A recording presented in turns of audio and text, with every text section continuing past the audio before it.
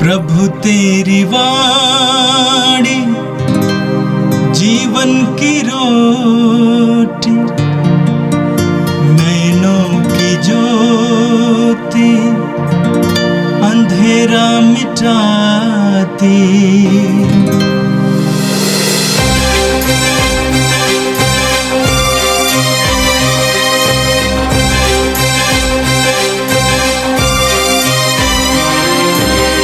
प्रभु तेरी वाणी जीवन की रोटी, नैनों की ज्योति अंधेरा मिटाती।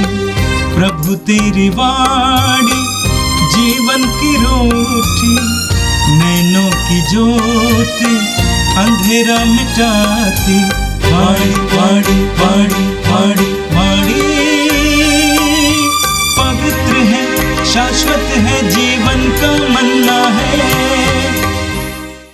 15 मार्च सोमवार। नबी ईसायास का ग्रंथ, अध्याय 65, पद संख्याएं 17 से 21। उसमें फिर ना तो रुत सुनाई देगा और ना विलाप।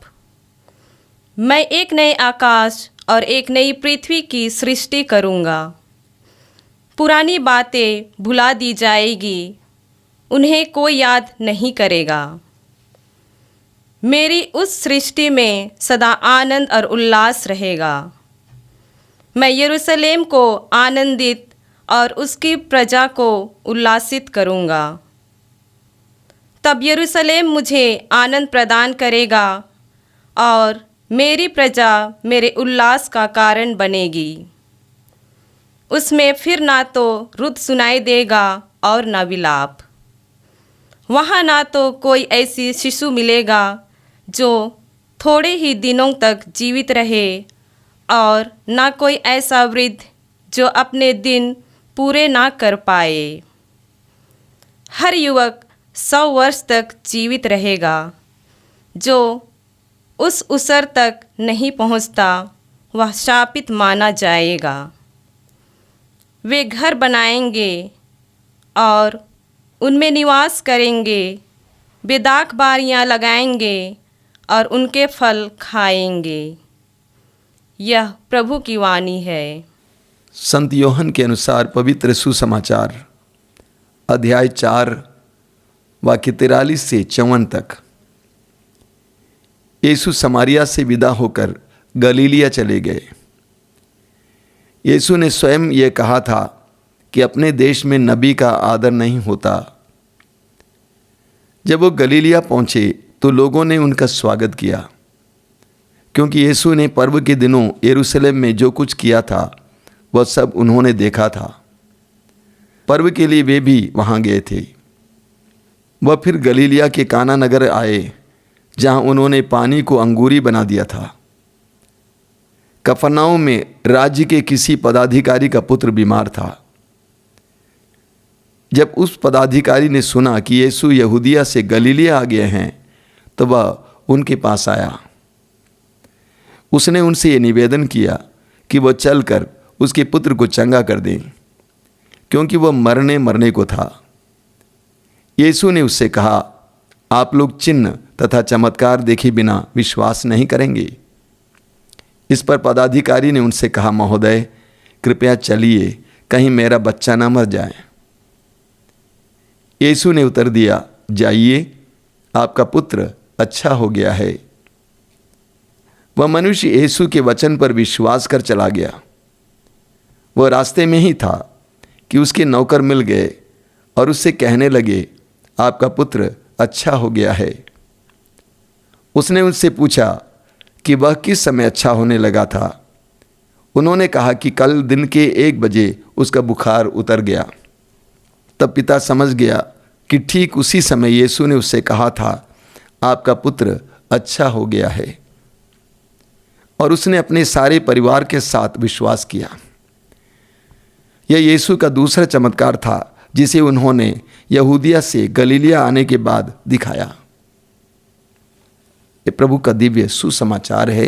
क्रिस्त प्रभु की जय। मेरे प्रिय भाई और बहनों, हम फिर एक बार प्रभु को धन्यवाद दें आज के सुंदर दिन के लिए।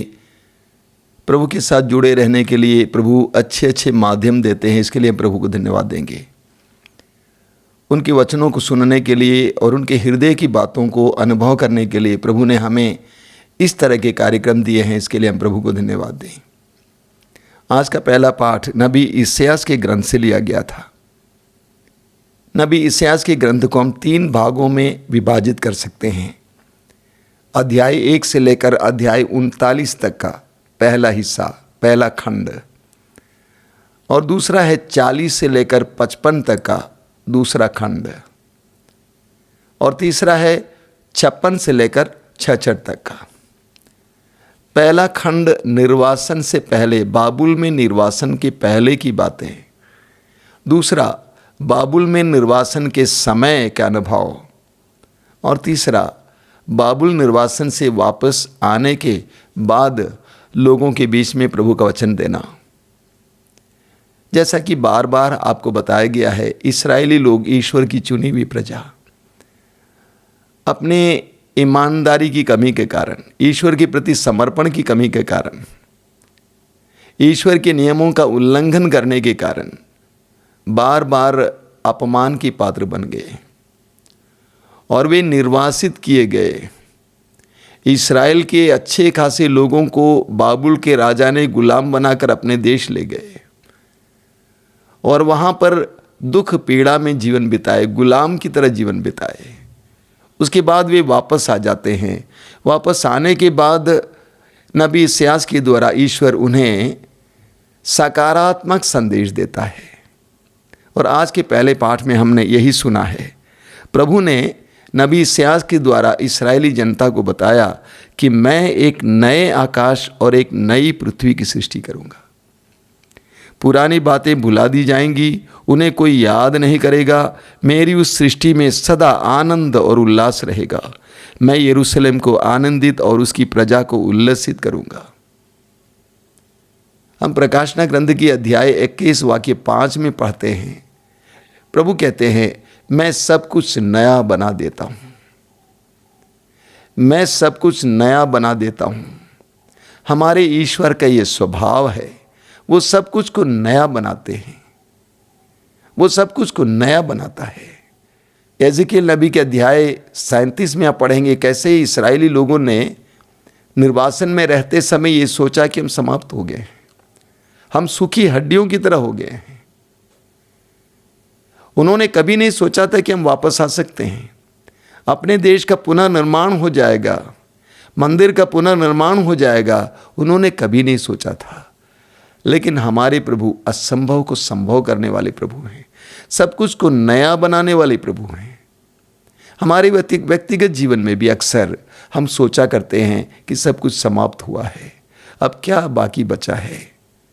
हमें अच्छे विश्वासियों की तरह अपने जीवन को प्रभु के हाथ में समर्पित करना है। जिस तरह मिट्टी कुम्हार के हाथ में पूरी तरह से समर्पित है, इसीलिए कुम्हार उस मिट्टी से सुंदर सुंदर चीज़ों को बनाता है। हमें भी समर्पित होना है, और जितना हम समर्पित हो जाएंगे उतना प्रभु हमारे जीवन में नवीनता लाएगा। अक्सर लोग नकारात्मक होते हैं, जीवन की परिस्थितियों को देखकर बहुत ज़्यादा घबरा जाते हैं, रोने लगते हैं, निराश हो जाते हैं। हमेशा इस बात को याद करना, प्रभु कहते हैं मैं सब कुछ नया बना देता हूँ। प्रभु ने इस्राएली लोगों से यही कहा, मैं एक नए आकाश की सृष्टि करूँगा, मैं एक नई पृथ्वी को बनाऊँगा जहाँ पे आनंद ही आनंद होगा, जहाँ पर श्राप नहीं होगा। और आज के सुसमाचार में हमने देखा कि प्रभु यीशु गलीलिया पहुँच गए और वहाँ यीशु के पास कफरनहूम का एक पदाधिकारी आता है। उसका बेटा गंभीर रूप से बीमार पड़ा हुआ था, मरने को था। वो विश्वास करता था वो कि यीशु मेरे पुत्र को चंगा कर सकता है, इसीलिए यीशु के पास आता है। इस बीच प्रभु यीशु लोगों से कहते हैं, क्या तुम बिना चिन्ह के विश्वास नहीं कर सकते? वो पदाधिकारी बीच में बात करने लगता है, घबरा जाता है कि प्रभु जल्दी कीजिए, कहीं मेरा बेटा मर न जाए। आपने पूरा प्रकरण सुना। पूरे प्रकरण में हम देखते हैं कि उस पदाधिकारी के अंदर विश्वास ज़रूर था, तभी तो वो यीशु के पास आया। लेकिन विश्वास के साथ साथ उसके अंदर व्यग्रता थी, घबराहट भी थी। हम देखते हैं कि हमारे जीवन में भी कुछ ऐसा ही होता है। हम विश्वास ज़रूर करते हैं, लेकिन उसके साथ साथ हमारे अंदर व्यग्रता रहती है, हमारे अंदर बहुत ज़्यादा घबराहट रहती है। विश्वास के साथ साथ घबराहट या व्यग्रता या चिंता, इसका मतलब यह है कि हमारा विश्वास कमज़ोर है। आप पढ़ेंगे याकूब का पत्र अध्याय 1 वाक्य 6 और 7 में याकूब कहते हैं, हमें विश्वास के साथ बिना संदेह किए प्रार्थना करनी चाहिए। जो संदेह करता है वह समुद्र की लहरों की तरह है, जो हवा में इधर उधर उछाली जाती है। ऐसे लोग ये ना सोचें कि ईश्वर उनके लिए कुछ करेगा। हम सबके जीवन में, हमारे हृदयों में विश्वास ज़रूर है, लेकिन उस पदाधिकारी की तरह हमारे अंदर घबराहट भी है। ये घबराहट हमारे विश्वास की कमी को दर्शाता है। प्रभु यीशु ने उनसे कहा, जाइए, आपका बेटा चंगा हो गया है। वचन में क्या लिखा हुआ है? वचन में लिखा हुआ है कि वह मनुष्य यीशु के वचन पर विश्वास कर चला गया। वह मनुष्य यीशु के वचन पर विश्वास कर चला गया। इसी तरह हमें लूकस के सुसमाचार के अध्याय 17 में 10 कोढ़ियों के बारे में पढ़ने को मिलता है। वे दूर खड़े होकर प्रभु से कहा कि हम पर दया कीजिए। प्रभु ने कहा, जाओ और पुरोहितों को दिखाओ। क्या दिखाएं? कि वे चंगे हो गए हैं, क्योंकि उस समय कोढ़ी होने के बाद उसको फिर एक बार समाज में वापस लेना होता है, तो उसको पुरोहितों को दिखाना होता था। पुरोहित निरीक्षण करेगा और ये प्रमाण पत्र देगा कि ये चंगा हो गया है, तब वो समाज में लिया जाता था। उन्होंने भी विश्वास किया, कोढ़ियों ने भी यीशु के उस वचन पर विश्वास किया, वे चल दिए, मार्ग में वे चंगे हो गए। उसी तरह इस पदाधिकारी ने भी यीशु की बात को मान लिया, विश्वास किया। वह मनुष्य यीशु के वचन पर विश्वास कर चला गया, इसलिए उसका पुत्र अच्छा हो गया। हमारे लिए भी ये बहुत सुंदर उदाहरण है। प्रभु के वचनों को कभी कभी सुनना है प्रार्थना के द्वारा। प्रभु हमें संदेश देंगे। जिस प्रभु ने इब्राहिम को संदेश दिया कि मैं तुम्हें असंख्य संतान दूंगा, और इब्राहिम ने 24 साल तक ये विश्वास किया, हमें भी प्रभु के वचन को स्वीकार करना है, उस पर भरोसा रखना है। पवित्र वचन में लिखी हुई बातों पर भी हमें विश्वास करना है, उस पर भरोसा रखना है। तब हमारे जीवन में हमें चमत्कार और चिन्ह मिल जाएंगे। आज हम प्रार्थना करेंगे, प्रभु मुझे विश्वास का वरदान दीजिए। मेरे अंदर बहुत संदेह है, हर परिस्थिति में संदेह करने लगता हूँ, घबराने लगता हूँ, मेरे अंदर बहुत चिंता आ जाती है। मुझे विश्वास की दृढ़ता दीजिए यीशु। आइए प्रार्थना करें। प्रभु यीशु, धन्यवाद देते हैं आज के सुंदर दिन के लिए, इन पवित्र वचनों के लिए धन्यवाद देते हैं। तूने अपने वचनों के द्वारा हमें बताया कि मैं सब कुछ नया बना दूंगा, एक नया आकाश, एक नई पृथ्वी। प्रभु, हम इस समय महसूस करते हैं कि हमारी पृथ्वी, हमारा आकाश उजड़ा हुआ है। हमारे अंदर बहुत ज़्यादा निराशा है, उदासी है, उदासीनता है। उसे दूर कर हमें आनंद से भर दे यीशु। हे प्रभु यीशु, हम प्रार्थना करते हैं, जिस तरह उस पदाधिकारी ने विश्वास किया तेरे वचन पर और अपने पुत्र पर प्रभु की आशीष का अनुभव किया, हमें भी विश्वास का वरदान दीजिए। हमारे संदेह को मिटाइए। हे प्रभु यीशु, इन वचनों को सुनने वाले मेरे भाई बहनों को आशीर्वाद दे। तेरा दाहिना हाथ उनकी ओर बढ़ा, अनुग्रह और आशीष का हाथ। तूने कहा है, याद रखो, संसार के अंत तक मैं सदा तुम्हारे साथ हूं। आज के संपूर्ण दिन में उनको तेरे सानिध्य का एहसास करा दे। वे जहां कहीं भी जाएं, जो भी करें, उन सारी परिस्थितियों में तू निवास करता है, रहता है साथ, ऐसा विश्वास दीजिए। आमीन। प्रभु तेरी वाणी जीवन की रोटी, नैनों की ज्योति अंधेरा मिटाती। वाणी वाणी वाणी वाणी वाणी पवित्र है, शाश्वत है, जीवन का मन्ना है।